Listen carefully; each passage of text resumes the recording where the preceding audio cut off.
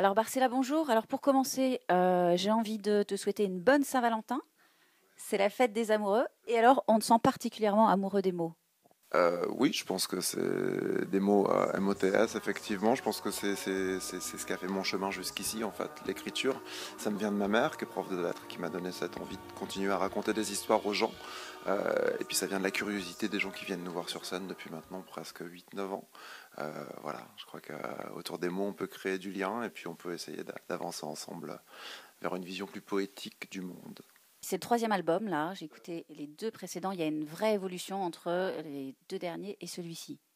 Il y a toujours une évolution d'un album à l'autre en fait. C'est-à-dire que moi j'aime pas faire une redite d'un album à l'autre. Charabia a bien marché, c'est pas pour ça que j'avais envie de refaire un album charabiesque quoi. Je voulais arriver sur des sonorités différentes, continuer cette exploration parce que c'est ça en fait. Essayer d'écrire des choses et se renouveler, c'est toujours avancer avec des couleurs différentes, avec des envies différentes. Donc le fil conducteur reste l'écriture et les mots. C'est simplement les supports musicaux qui vont évoluer. Là on est sur un album un peu plus pop, un peu plus urbain dans les rythmiques. Et ça vient du fait qu'on a fait beaucoup de festivals avec ma petite équipe et que de ce fait, en fait, on a musclé un peu le jeu pour arriver sur des salles un peu plus costaudes. Alors il y a aussi Émilie Loiseau qui se joint à toi sur un duo sur cet album. Alors qu'est-ce qui t'a donné l'envie de cette collaboration? Bah, l'amitié, c'est une fille que j'aime beaucoup et puis j'adore son univers artistique. C'est les deux motivations premières. Moi, je me rappelle quand elle est arrivée un petit peu comme ça dans la chanson française, il y avait ce titre, L'autre bout du monde qui tournait. C'est une fille qui a une plume, qui a un univers, qui a son caractère, son identité. Et puis après, voilà, c'est amical. On avait déjà partagé des plateaux, j'avais fait sa première partie. Et je lui ai timidement demandé si elle accepterait de partager La Poésie des Roses, qui est un morceau un peu piquant. Et elle a répondu oui, donc j'étais content.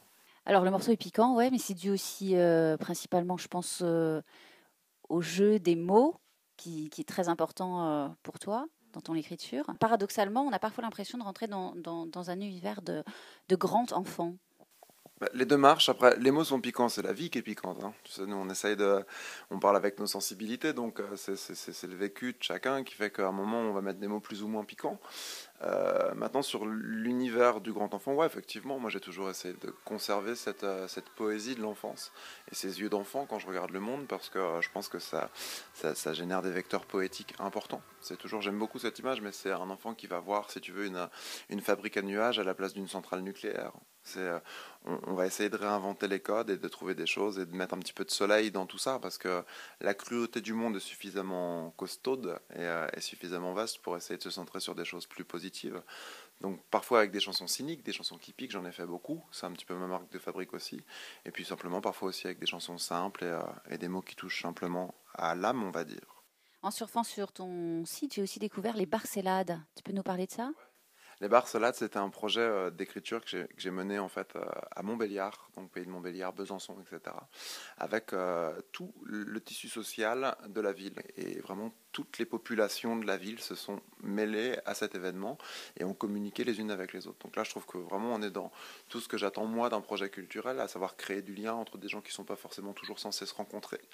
Et là, on a eu des ponts de compréhension et des ponts d'humanité qui étaient vraiment magnifiques.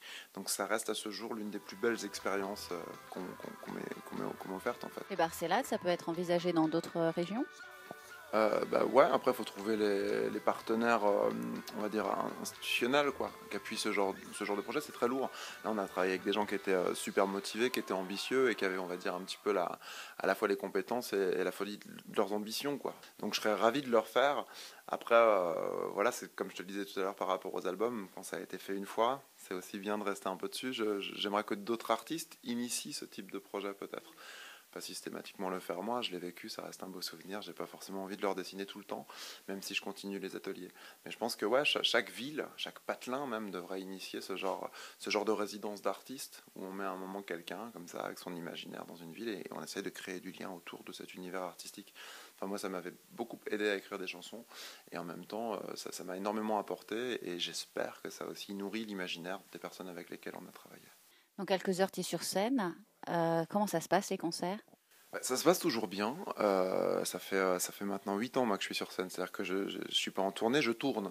Une tournée, ça s'arrête. Moi, ça s'est jamais arrêté. Justement, tu as reçu un prix pour la scène.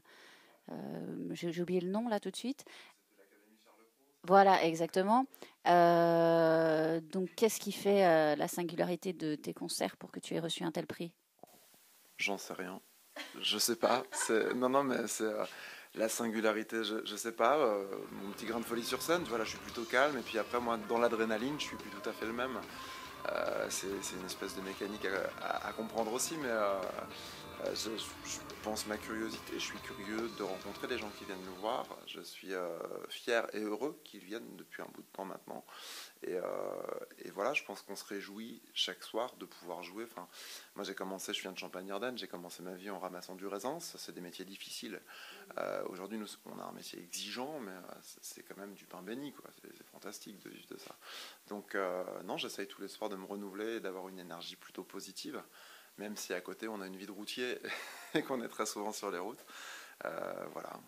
Qu'est-ce qui fait Je sais pas, c'est peut-être plus aux gens de le dire, ça. Super. Merci beaucoup, Marcel. Merci à toi.